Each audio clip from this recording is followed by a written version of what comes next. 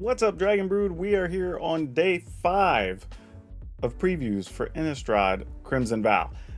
And it looks like there's a lot of cards today, so I don't really know what's all going to be there because I've been busy all day. So we're going to go jump right into these and just see what it is that's being offered, because so far the set has been pretty good. A lot of stuff to talk about. By the way, if you want to talk about all this stuff, hit up my Discord. Link is in the description. We have a bunch of people posting cards, talking about ideas and stuff coming up. Also, if you want to get to dictate what I'm going to be covering in these videos and in the future on this channel in the month of November, remember to join the subscriptions, or the membership, sorry, here on YouTube, because that is going to let you decide what we cover. So if you want a certain deck covered early or a certain style or whatever, you might get to vote on it and you get to pick, and then I got to do it. So yeah, get on that. Also, don't forget, I have another channel. I'm going to be doing a lot of fun reviews and reactions and stuff with all this stuff I've got behind me that you can't see right now, but it's coming, I promise. Anyway, let's get into day 5.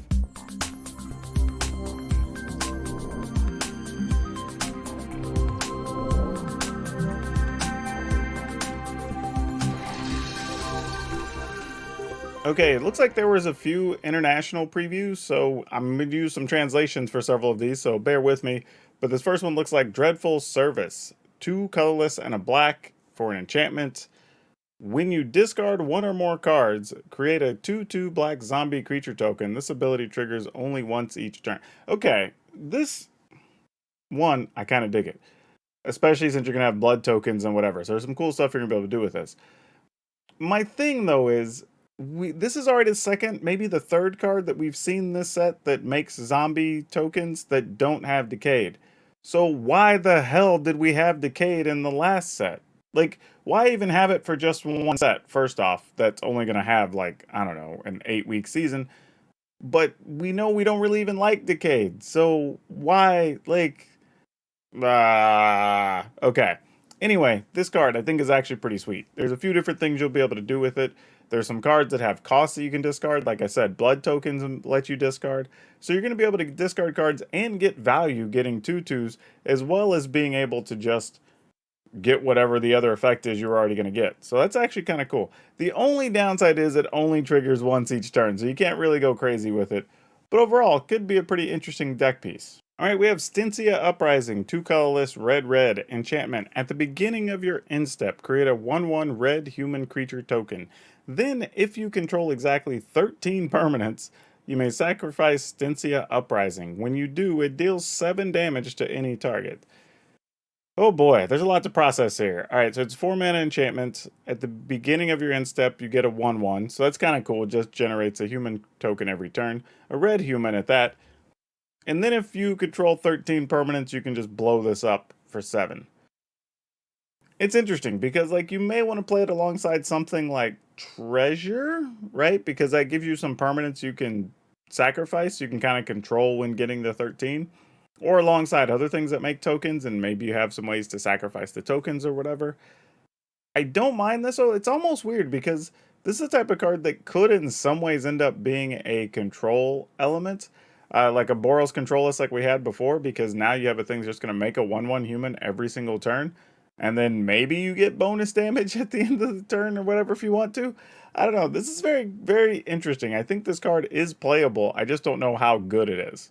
Honored Heirloom. 3 colorless artifact. Tap. Add 1 mana of any color. Tap 2 and it to exile target card from a graveyard. So this is the graveyard hate card of choice going to be for most decks, I imagine. If you don't have creatures or any other cards that already are doing a thing that fit the theme of your deck and happen to remove stuff from the graveyard, there's a good chance this is the card you're going to look for, especially in best of 3 for sideboard stuff, and just use this to pick out graveyard cards that are going to be a problem. Could be the type of card that's really good against stuff like the Lear decks and let you pick out all the things so they can't cast them freely. So yeah, this card's cool, and it just happens to give you extra mana, so it's not even like it's dead weight if you end up against a deck that doesn't do a lot with the graveyard. Alright, Patchwork Crawler. 1 colorless and a blue for a zombie horror. 2 colorless and a blue, exile target creature card from your graveyard and put a +1/+1 counter on this card. Patchwork Crawler has all activated abilities of all creatures exiled this way. kind of cool. I don't know how many activated abilities there are in a lot of cards right now in Standard, but that being said, it's probably not that bad a deal anyway. I mean, you do get to just grow this anyway as you're removing stuff from the graveyard. Now, the cost is pricey. It's 3 mana, so eh. There are probably some neat things you could do, but it would take a bit of setup. And, you know, we just saw a card that actually removes stuff from graveyards. So, I don't know. This seems kind of neat, but I don't know if it's totally what we're looking for. Now, if I'm already playing a zombie deck, blue-black, that has some activated abilities, and maybe we go ahead and play this anyway because it's all upside later. But, meh, we'll see where this fits in. Ascendant Pack Leader. 1 green, 2/1 for a wolf. Ascendant Pack Leader enters the battlefield with a +1/+1 counter on it. If you control a permanent with mana, enters with a +1/+1 on it if you control a permanent with mana value 4 or greater. Whenever you cast a spell with mana value 4 or greater, put a +1/+1 counter on Ascendant Pack Leader. Whew, is this good? I mean, we did see the other werewolf, the red one. So I don't know if this fits. If you're going to play both of them in the werewolf decks, I don't know. Maybe this one's one that goes in a mono green deck as opposed to the werewolf deck. And then you just get a bonus for it. Because it does say permanent, not creature with mana value 4 or greater. So it does count if you cast a chariot or if you cast Red and 7. So that's actually pretty cool. So this card's probably solid. I mean, here's the thing though. If you play it after you already control something that costs 4 or more, well, then you're putting it in play as a 3/2 for 1 mana, and that's already pretty solid. So, yeah, I gotta say it's good. We're just about figuring out where it fits. Maybe there's a small percentage chance this might work in some older format decks, but I don't think so because they don't play a lot of things that cost 4 or more. So if it does have any real power, it's probably going to be in Standard. Hamlet Vanguard, 2 colorless and a green. Human Warrior, Ward 2. Hamlet Vanguard enters the battlefield with 2 +1/+1 counters on it for each non-token human you control. Alright, so this is actually pretty good. I mean, assuming you control, let's say, 3 to 4 humans, but you have things that are making human tokens. It says non-tokens, though. So it'd have to be actual creatures. So I'd assume usually you can get this to where it's like a 3/3 or a 4/4. That's reasonable for 3 mana, but not particularly great. Since it doesn't count human tokens, I don't know how big this is going to be. I mean, on the upside, maybe you pay 3 mana to get a 4/4, 5/5 if you're lucky. But is that really what you want to be playing in that spot? Because these decks are already going to have several things in the 3 slot. So, this looks neat on paper because of the ward and everything else, but I'm not sure this is the card you want. Alright, y'all, full transparency on the rest of this video. I actually had to record the rest of this I recorded the previous part of the video in the evening, and I actually had to wake up and re-record this because we had corruption in the file. So if the continuity is a little off or I sound a little different, it's because I literally rolled out of bed right now to try to finish this video so y'all can have it on time, or at least as close to on time as possible. But anyway, let's continue with these previews here. We have Inspired Idea, 2 colorless and a blue. Sorcery, Cleave, 3 blue, and draw 3 cards. Your maximum hand size is reduced by 3 for the rest of the game. With the Cleave, it's just draw 3. This is pretty good. I mean, if you're playing a deck that already wants stuff in the graveyard, then you don't really care about having to discard down. Also, if you were playing an aggro type deck, you wouldn't really care that your hand size is only 3. Not really. And I mean, if you can cleave it, I guess it's good for the late game, but it is also a sorcery, so I'm not really sure which decks want to be playing this, as we have a bunch of other really good cards already for drawing cards when you're talking about like Memory Deluge, Into the Multiverse, like a couple other things that are just quality at instant speed and let you kind of get your pick of the top cards as well. So I'm not sure where this has a home, but I'm sure it's going to fit somewhere. Cultivator Colossus, 4 green. That is 7 mana. Creature, plant, beast, trample. Cultivator Colossus power and toughness are each equal to the number of lands you control. When Cultivator Colossus enters the battlefield, you may put a land card from your hand onto the battlefield tapped. If you do, draw a card and repeat this process. Now, I do want to point out, I did see something or see people talking about this card, and there was a lot of people saying this is the type of card that works great with the bounce land. So any of the lands that come into play and force you to return a land to your hand. This actually isn't true. And the reason is you have to resolve all of the ability of the card before the other enter the battlefield triggers would happen. So what I mean by that is every instance of this thing, this ability, where you want to put a land into play, draw a card, put a land into play, draw a card, you resolve all those with lands either you will newly draw or lands that are already in your hand. Then once all that's done, anything that would trigger from entering the battlefield would then trigger. You can't interrupt the resolution of this to resolve any of those ETB triggers. So just want that to be clear on this card. Now, that aside, this feels like strictly a commander card because I can't think of any other standard scenarios, because it definitely isn't an older format card. So I can't think of enough standard scenarios where you would have lands in your hand in addition to being able to play this at 7 mana. It just doesn't make a lot of sense. So probably just in commander settings. But who knows? Maybe there's a weird setup in older decks that just the lands is a deck in Legacy. So like maybe that's a thing. I doubt it. But that's like the only other place I could think of where this might fit. All right, Falcon Wrath 4-bear, 2 colorless and a black creature vampire flying. It can't block, so there is a downside. It's a 3/1. Whenever Falcon Wrath 4-bear deals damage to a player, create a blood token. Pay a black, sacrifice 2 blood tokens, return Falcon Wrath 4-bear from your graveyard to the battlefield.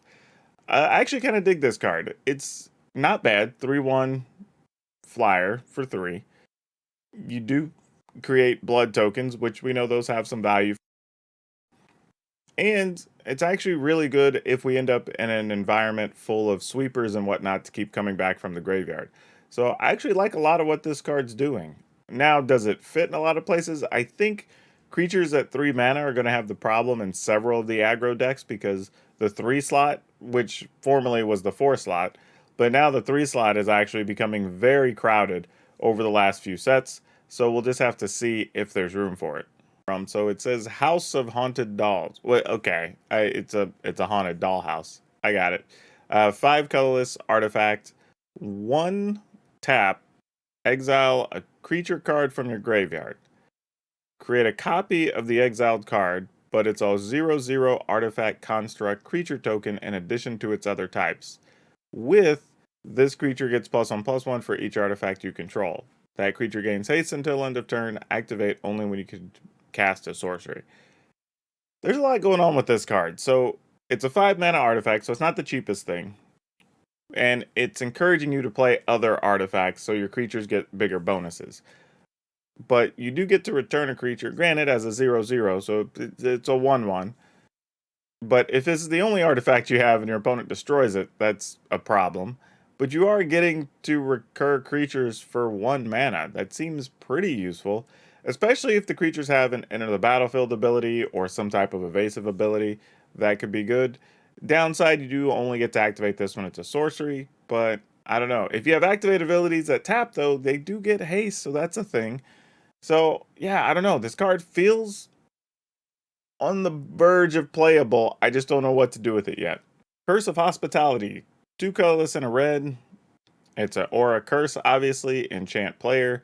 Creatures attacking enchanted player have trample. Whenever a creature deals combat damage to enchanted player, that player exiles the top card of their library. Until end of turn, that creature's controller may play that card, and they may spend mana as though it were mana of any color to cast that spell. This feels pretty good. I mean, giving all your creatures trample is already pretty solid, but getting extra cards is even better. So you get to play cards off the top of your opponent's library just from attacking them. And it's whenever a creature deals damage. So it sounds like, if I'm interpreting this correctly, every creature that deals damage is going to reveal a card from the top of your opponent's library. Now, you only get to cast those cards until end of turn, so you're likely only going to be casting 1, maybe 2 spells if they're cheap enough. But that's still really, really powerful. And in commander situations, that works for everybody attacking the cursed players. So that's also really cool. So I don't know where this card fits. Again, it's in that 3 mana slot, which is going to be a little bit tight for some decks. but I do think this is going to find a home somewhere. And there were a few cards that came out late the day before, so I want to get these covered as well, but here is one of those. It is Necro Duality, 3 colorless and a blue. It's an enchantment. Whenever a non-token zombie enters the battlefield under your control, create a token that's a copy of that creature. Yeah, I mean, it's just copying your zombies. Nothing to be upset about this at all. Yeah, I mean, it doesn't work for tokens, but that's fine. That's the only downside. It's 4 mana, so it's not the fastest card, but it's going to double everything the rest of the way. Seems good. I would expect this to also be a long-term commander staple as well, because there are several different types of zombies that get played, so this could fit into a few different things. All right, we have Lanternflare, colorless and a white, instant. Cleave of X red-white. Spell normally reads, Lanternflare deals X damage to target creature or player, and you gain X life. X is the number of creatures you control. So, just straight up, this... Okay, so basically this is Kabira Takedown, but you get to gain life, right? I mean, admittedly, Kabira Takedown can be used as a land because it's a DFC, but like, I might just play this. You have a chance to do same amount of damage, but you get the upside of gaining life, which is important in creature mirrors, or at least aggro battles. But the upside is actually pretty big too. Playing a red, a white, and X means you can just do this for as much as you want. Now, granted, you can only hit creatures and planeswalkers, so you can't hit your opponents, but that still feels pretty powerful. I could be into this card. All right, we have Cemetery Prowler. 1 colorless, green, wolf, vigilance. Whenever Cemetery Prowler enters the battlefield or attacks, exile a card from a graveyard. Spells you cast cost 1 less to cast for each card type they share with cards exiled with Cemetery Prowler. Goodness. Okay. Again, we're talking about a 3 mana card, so the 3 mana slot again is becoming crowded in a lot of these aggro decks. But 3 mana, 3/4, vigilance, has upside. It can exile cards from either graveyard, which is important. And you get a bonus for the things that you have exiled, so that's pretty good. And it gets to do it every time it attacks. So nothing to complain about on this card. I think it's really playable. I think it's just more going to be a metagame call in conjunction, I guess, with the style of deck you're playing, because this might just be a regular green aggro creature. This could also be a werewolf creature or werewolf card if you wanted to go in that deck. Not really sure where it fits just yet, but this card's obviously going to get some play. All right, I guess that's it. There were some other cool little cards like a Braid that got reprinted and things like that. So some quality reprints showing up in this set, which is pretty cool.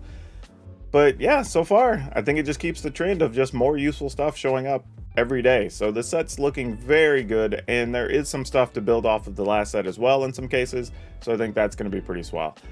Don't forget, if you haven't checked out the memberships, please do so. I'm going to start putting out the polls so people can decide what of these new cards are even going to get shown in decks first. So there's going to be some of that. So if you have some preferences or some choices, be sure to check those out. Also, if you want to join our Discord and talk about new cards, ideas, or deck help, or any of that stuff, that's all there as well. Check out those links in the description. And speaking of, I have a new channel. If you haven't checked it out, please go by. Check out PowrDragn Reviews and Reacts, because I'm going to be putting some weird taste testing videos over there of some snacks and foods from around the world, which I have sitting behind me that I have to work on this afternoon. So lots of stuff going down around here. I think that's everything. Be sure to check out the other previews if you haven't seen them. And as always, we'll see you next time.